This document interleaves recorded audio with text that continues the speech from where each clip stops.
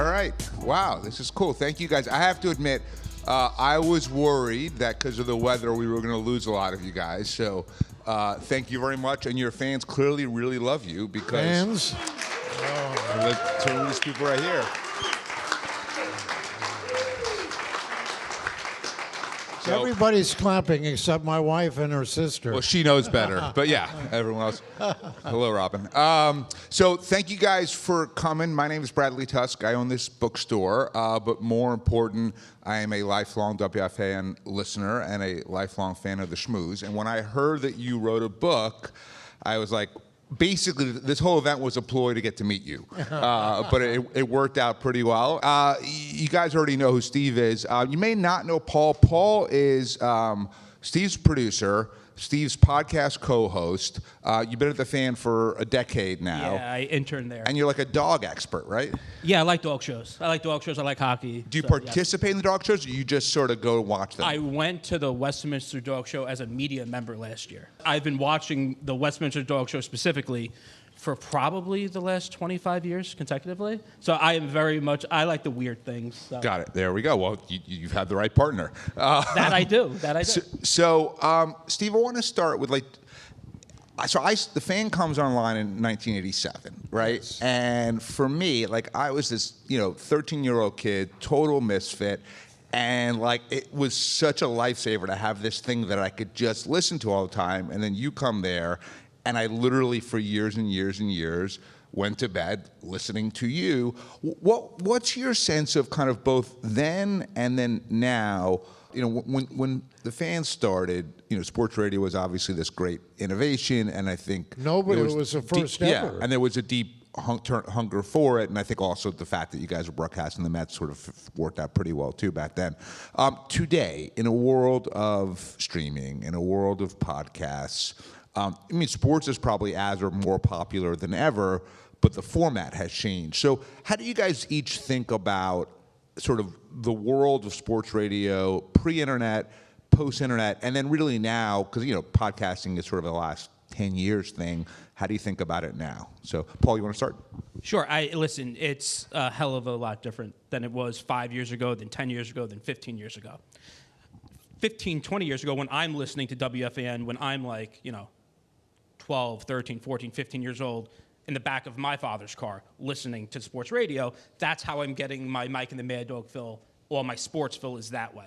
Whereas now, you get it anytime you want, YouTube, TikTok, Instagram, podcast, all of these things. So sports radio, specifically WFAN, the one thing that we have that others really don't is the instant reaction. Now, other podcasts can release it very quickly, but if you want to get on the air immediately after the Yankees lose, the Mets lose, you're probably calling WFAN. And after those big games, and I've been there for a lot of them, specifically afterwards, we are talking 4 or 5 hours continuously of our call screener being totally filled. So people are still calling in. So WFAN still has a big stronghold when it comes to that. But absolutely, we have totally adjusted how it gets out there and how the news gets out there. And now WFAN is not even going to have updates anymore, and they're letting a lot of people go on December 28. And I, kind of dripping with sarcasm and cynicism, I mentioned to Paulie, I'm surprised they didn't let these people know they were leaving the station on Christmas Day. Yeah. That happened to me once. Where were you? Which job was that? This was in Atlanta. I didn't like that. Didn't go. Yeah, in your book, you were pretty clear that Atlanta was not a great experience. No, too many Confederates. Yeah, of course. And our general manager there had a spittoon in his office, which he used frequently while you were in the office with him. Yeah. You live this nomadic life, not just physically, but the time that you were awake and working was the opposite of most people, which is in many ways kind of what made you so successful, because you had this period, you had this time slot that really, I think, just connected with people in a different way. And Bradley, to be honest with you, I remember my mother and father were alive in '87, and my mother, and this is in the book, and I've mentioned it a few times even on the air, My mother wanted me to become a shoe salesman because of the security that broadcasting really doesn't have. And I had been fired before. I'd been out of work before. I knew from failure before. And there's scars to that. You don't forget about those moments, those days. But again, my mother thought security, and I told her I didn't have a foot fetish. It wouldn't work. And then my dad, he thought maybe real estate. I said, real estate? I can't pay my rent. So the bottom line, but they supported, and the overnight, well, you're right, because in the beginning, but New York is a 24-hour time, a 24-hour town. So the butcher, the baker, the candlestick maker would call, truck drivers, bartenders, and the phones were always going. It was like a Christmas tree lights going on, and I thought these people were calling the wrong number in the very beginning. But I think people were curious, and Francesa in the book, who made some comments, said, well, Summers made a connection. And I think that was with a sense of humor and also allowing whoever was taking the time to call, given the space they needed. Yeah, I thought you were always respectful to the listeners. Yeah. Maybe in a way that I needed not them everybody as was. much as they might have needed me. Right. I mean, it's really, it sounds gratuitous, but it's a two-way street. The caller may find you as company, but you're finding the caller as company too. So, so I think I was very fortunate because the New York fan is very informed, very passionate, very knowledgeable. And I think if you don't hold yourself for a mistake, for example, if you don't hold yourself accountable and responsible for what you say and for what you didn't do, then you'll hear it from the crowd. They'll let you have it. But that didn't happen very often with me.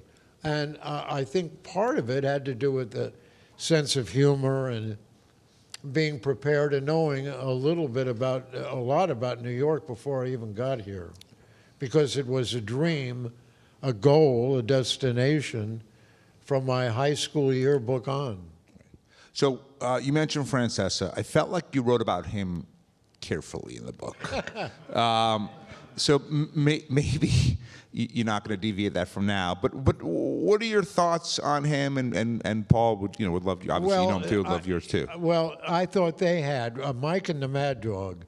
I thought had the best sports talk program I've ever heard anywhere, and they were an appointment listen. They were a must listen.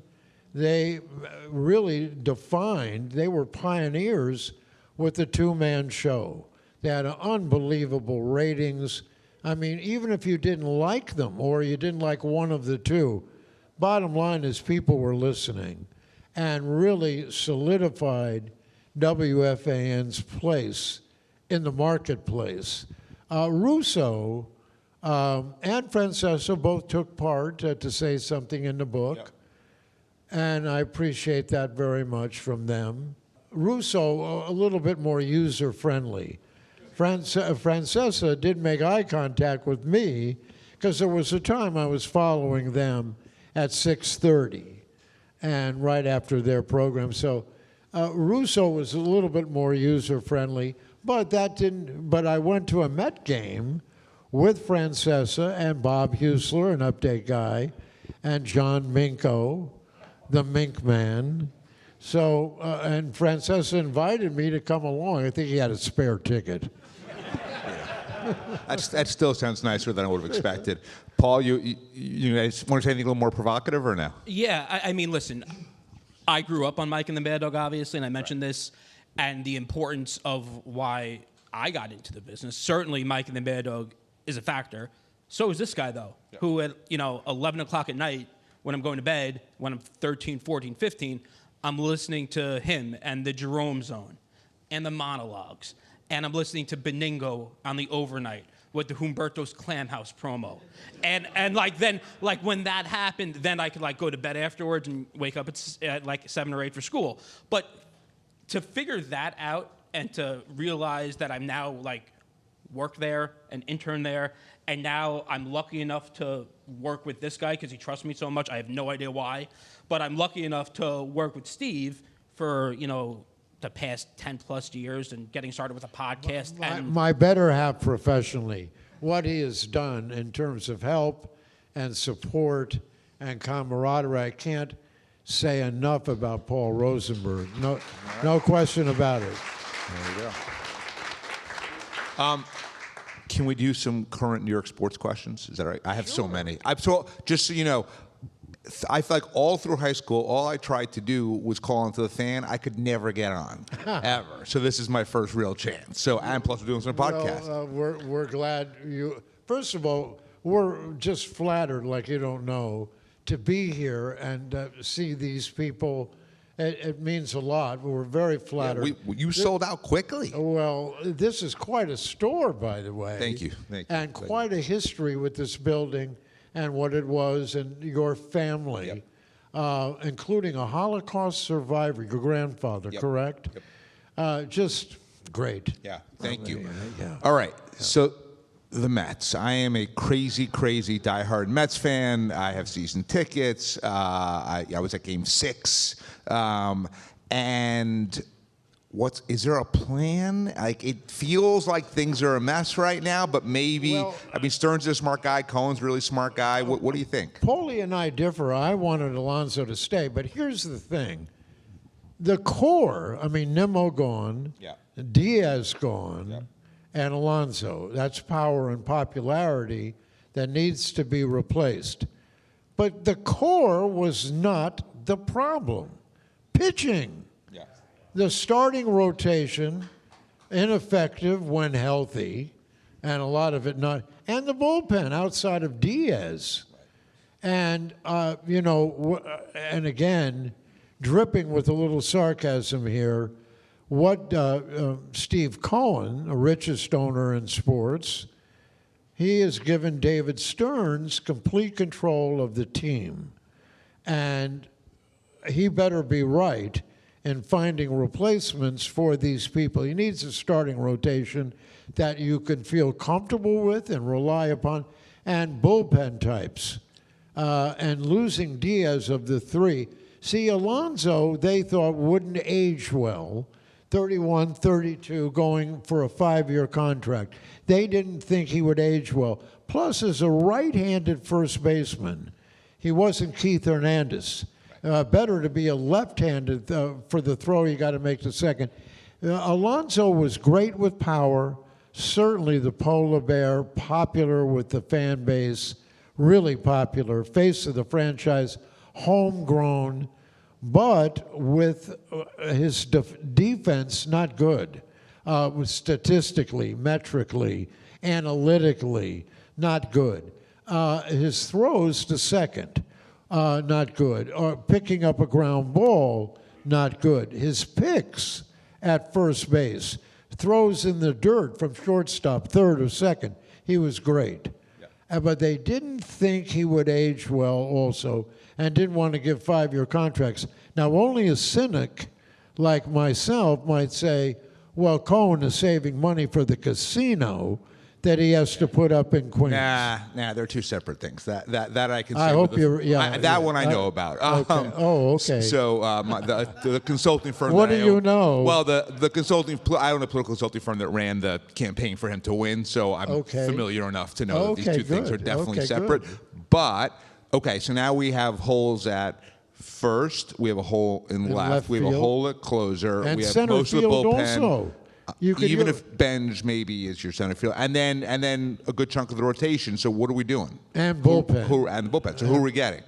Paul, any thoughts? I mean, listen, I think going back to the Alonso thing real quick, he didn't mind him going. Well, it's not that I didn't mind him going. It wasn't surprising to me, given that he turned down 7 for 160. He bet on himself a few years ago, and listen, he won the bet.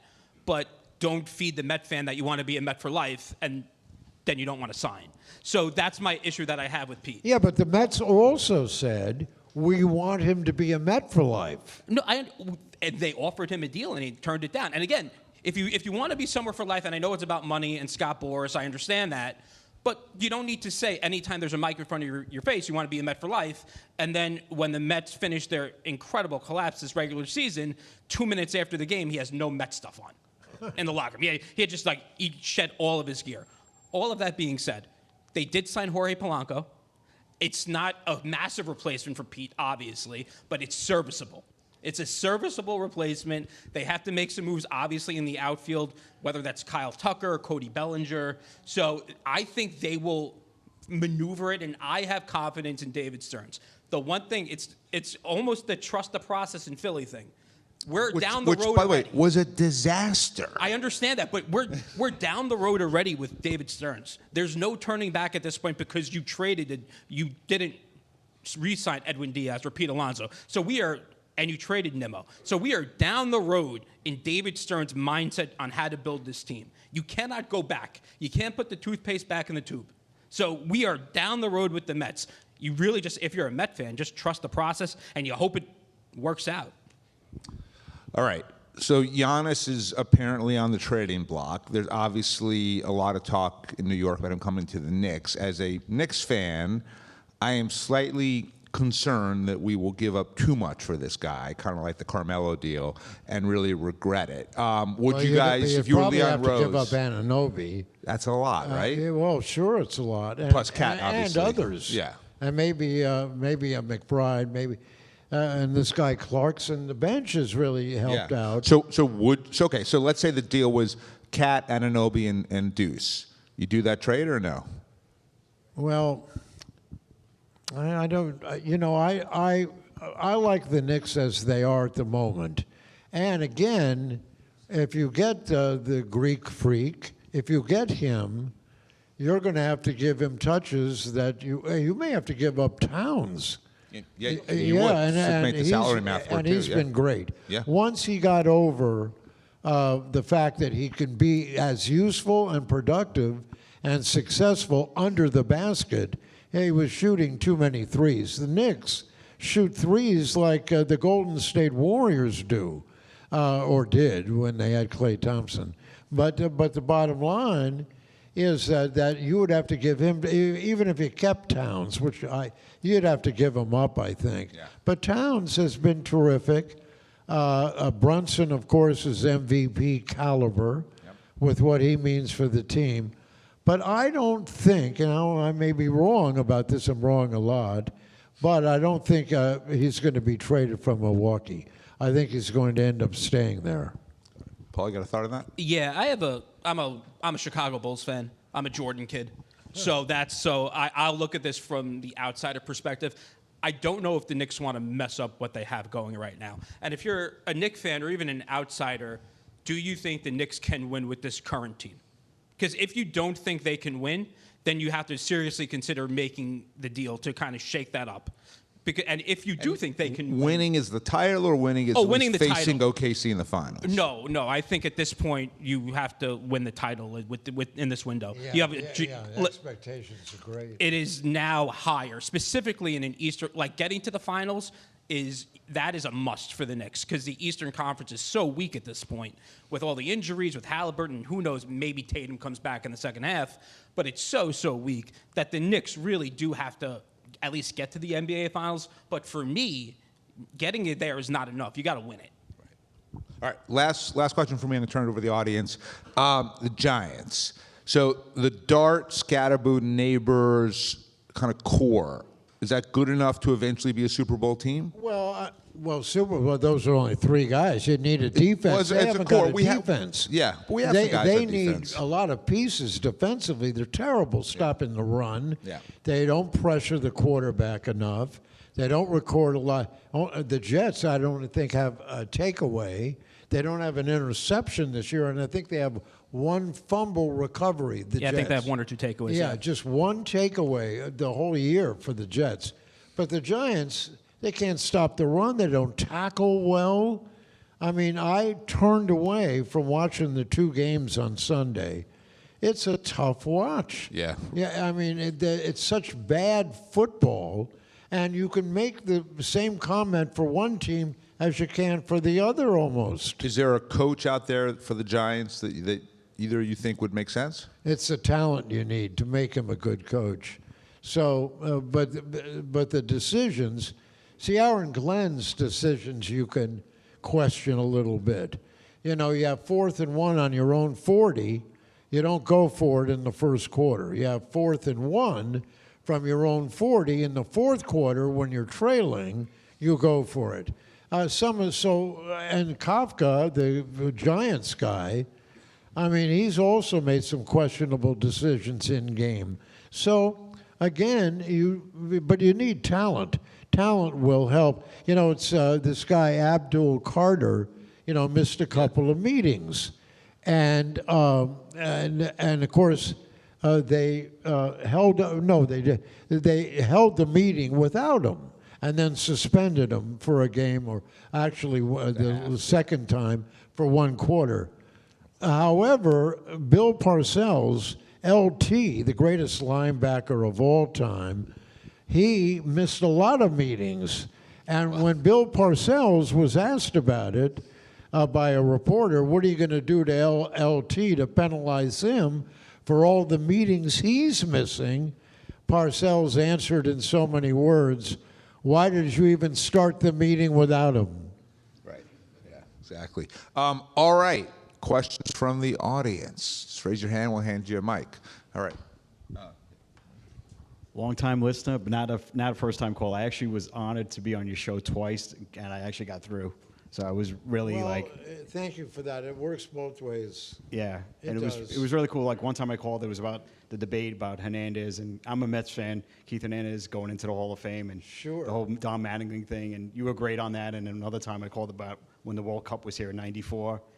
And I lived in Bensonhurst, so you were like, obviously you're rooting for Italy. You said something like that. So, but it was really cool. How did you, the whole thing about your show that makes it what it is and the legacy, the monologue, how did that come about?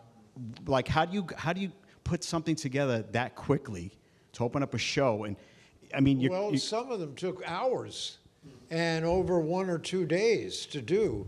And it wasn't so much, and I've mentioned this before many times, the monologues were out of fear that nobody was going to call.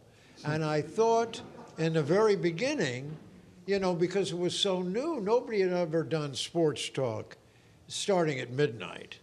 And again, you know, and the station was slow to get going to find its audience and the audience to find the station.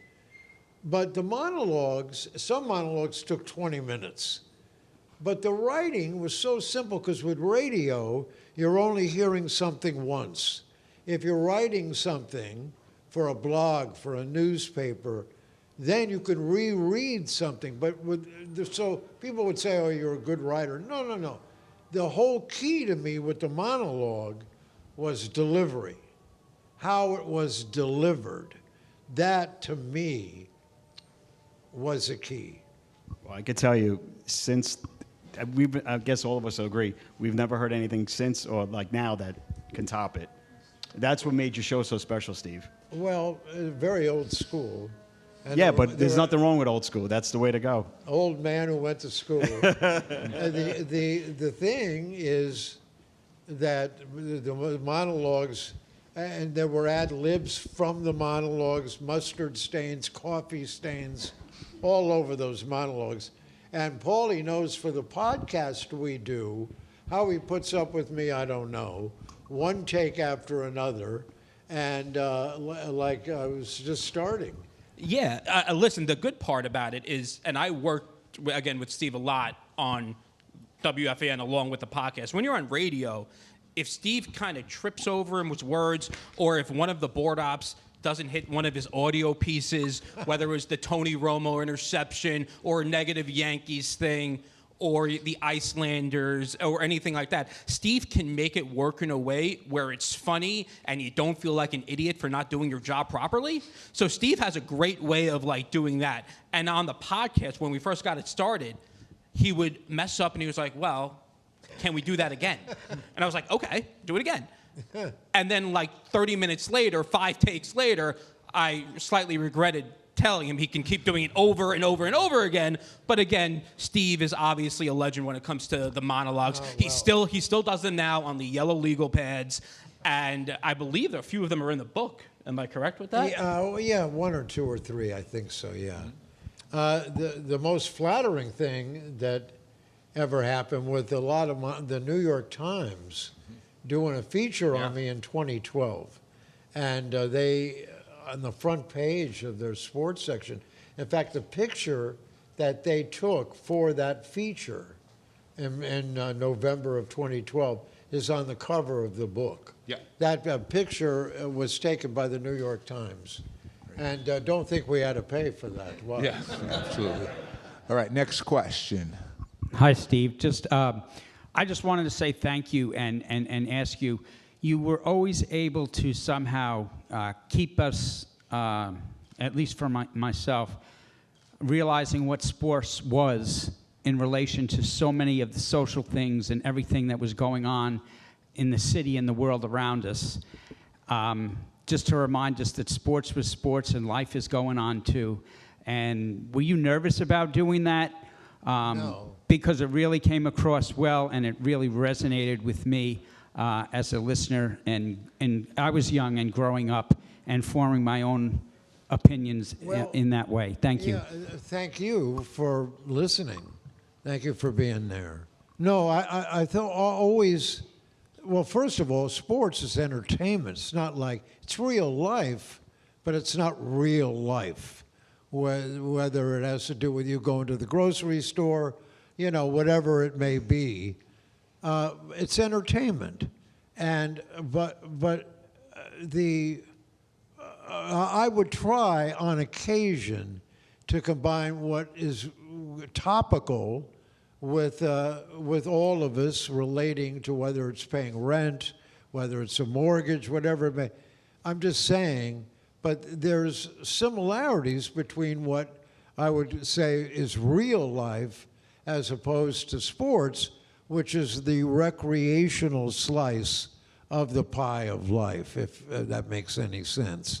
So, I mean, it's not, he is going to be upset if the Giants lose, and we're upset. I'm used to it, to be very yeah, clear. that's right. And we would be upset if the Mets lost, as a Yankee fan would be upset on a given day if they lost. But it's not the end of the world.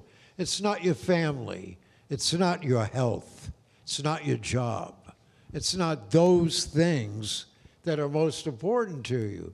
So, again, you can have a little bit more fun and a little bit more leeway with sports. And on occasion, when you could combine real life with the entertainment world of sports. Another thing is with radio, because I had done TV when I was young.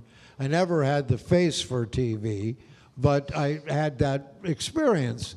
And the bottom line is that with television, you know, you could show somebody something.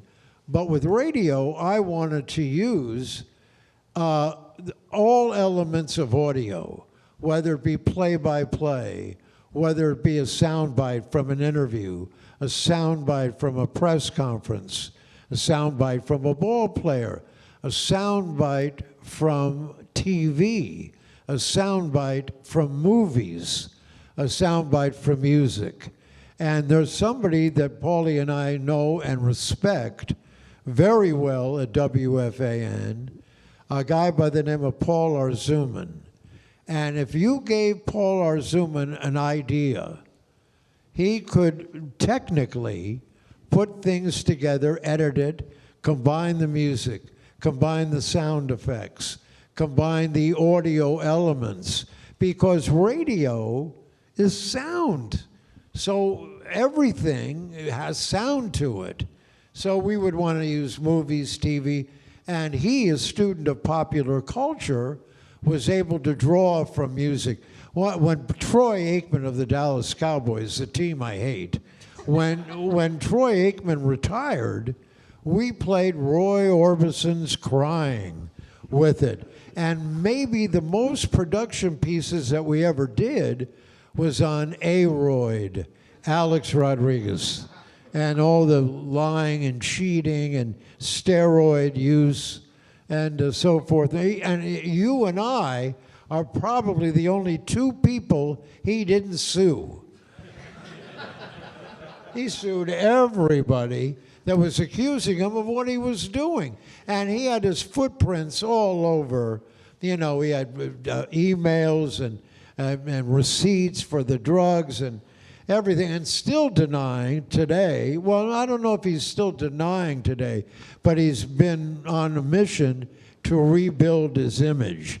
Roger Clemens, the B-12 rocket, he, you know, as I referred to him, that's what he wasn't taking cream or clear like Baroid, you know, from the Giants, Barry Bonds. But nonetheless, those guys, and that's why they're not in the Hall of Fame. Their numbers are steroid built. So a lot of voters, young voters, that grew up watching them and still see them as the greatest hitters or pitchers they've ever seen, I mean, they're not voting for them because of how they built their numbers on steroids. Now, there's probably guys in the Hall of Fame who have taken supplements, who have taken performance-enhancing drugs. So I don't deny that. And Mike Piazza of the Mets, the rumor, and we're Met fans loving Piazza. I cried the night that he hit that two-run homer in the bottom of the 8th inning at Shea Stadium after 9/11.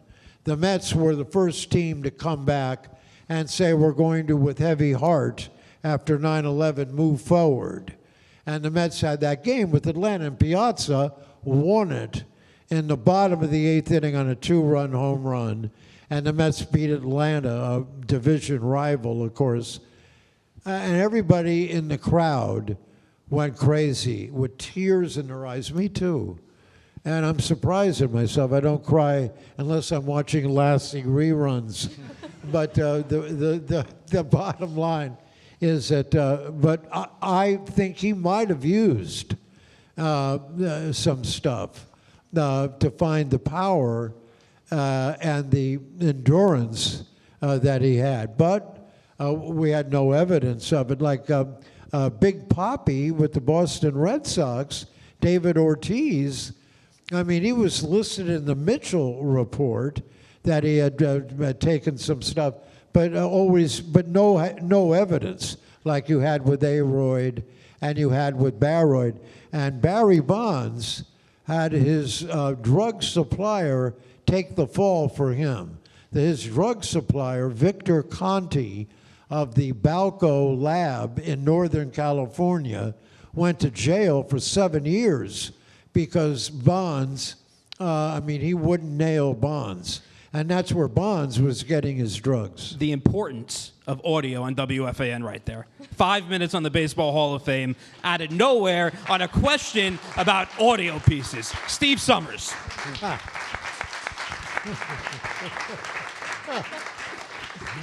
I'm almost tempted to close on that because that was so good, but I think we got so many more questions. I want to give it to this guy over here.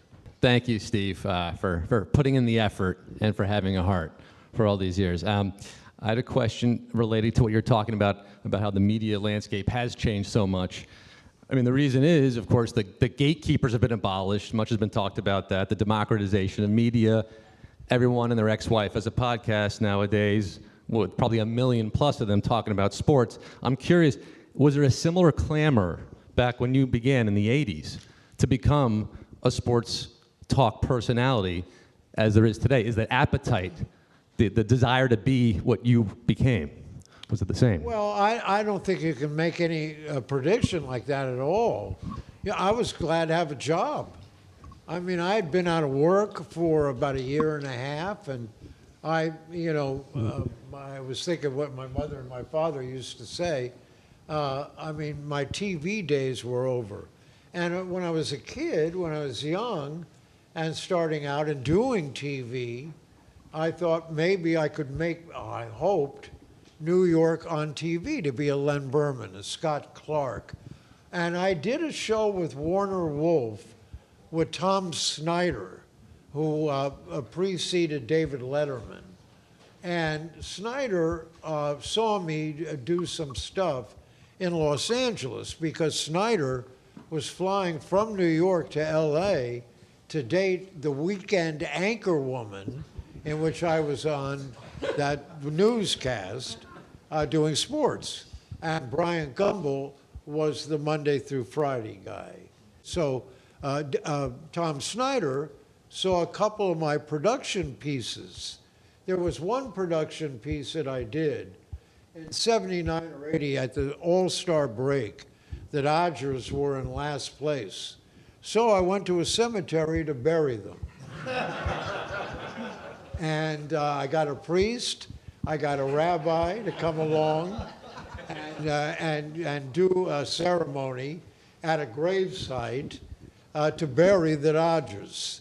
And of course, Tommy Lasorda didn't like that.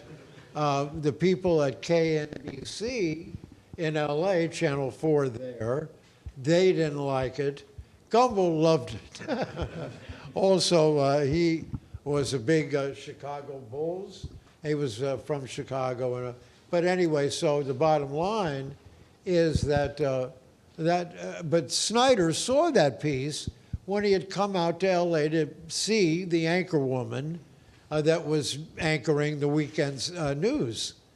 And so he invited me and Warner Wolf to be on a show with a Pittsburgh PA sportscaster as well, who wore like Haywood Hale Bruin sport coats, multicolored, very eclectic. And so the three of us were on with Tom Snyder, and he played those videos, which the Dodgers didn't like, and people that I worked with didn't like because they were Dodger fans. I hate the Dodgers. Steve, great to be here. In the early 90s, before the Rangers won in 94, I was driving back to Rutgers from home, and the Rangers and the Knicks had just ended their postseasons. And you open the show with Empty Garden. With what? Empty Garden, Elton John's Empty Garden. And now whenever I hear that song, I think of John Lennon, you, and then Elton third. So in any event, my question to you is, how did we end up in a city of historically legendary stadiums with the abomination known as MetLife Stadium, and how disappointing it is as a New Yorker and a football fan that we have the worst stadium in football? It's a terrible place to watch a football game. And the last couple of years, to see both teams play, and of course, because both teams are bad, they're both in the 1 o'clock hour, and both on at the same time as they were this last Sunday. But the bottom line, no, but see, to me, the worst stadiums I've ever been in, and I mentioned this, Candlestick Park, people that were parking their cars and walking to the ballpark suffered heart attacks because of the grade. Plus, on a July day, a June day, it was freezing at the ballpark. You had to wear a pea coat. You had to wear layers to stay warm at that ballpark. But where it was built was terrible. A big wind tunnel it became. And the worst ballpark, other than Candlestick, and Mays had to learn to hit to right field because of the wind coming in. I mean, Chicago had nothing on Candlestick Park with a windy city. But the bottom line, the Oakland Alameda County Coliseum for baseball was terrible.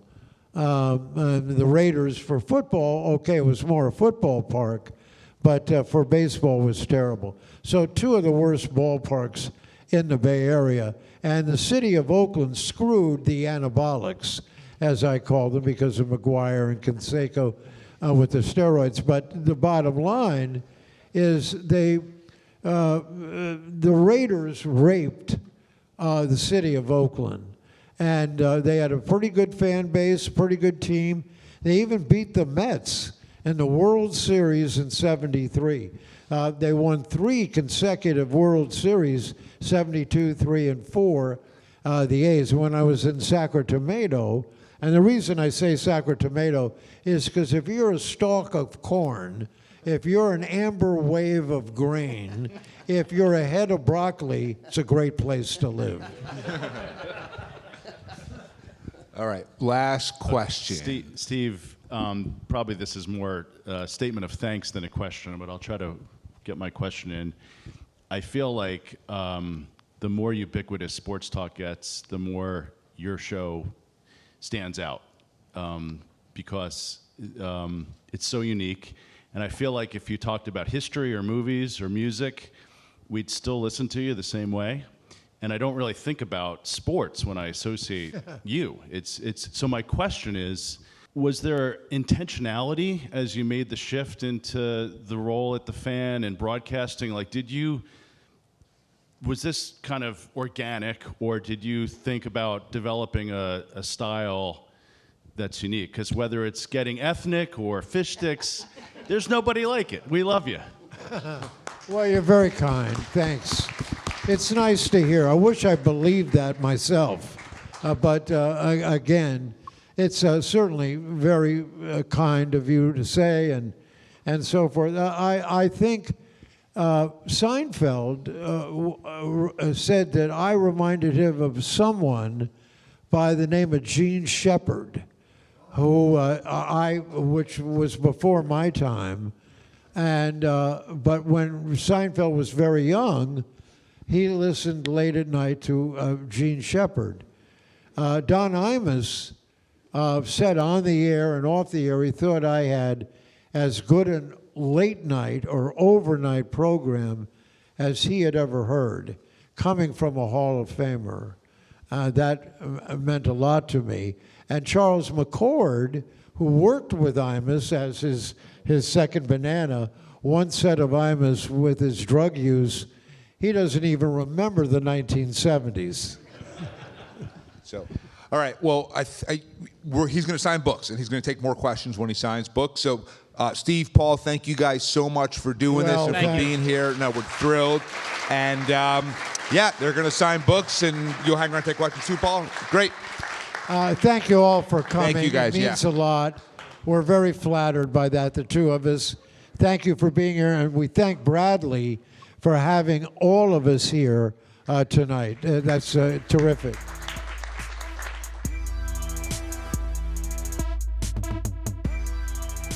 Firewall is recorded at my bookstore, P&T Knitwear, located at 180 Orchard Street on the Lower East Side of Manhattan.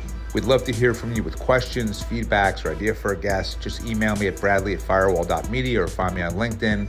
And to keep up with what's on my mind and my latest writing, please follow my new Substack at bradleytuss.substack.com. Thanks again for listening.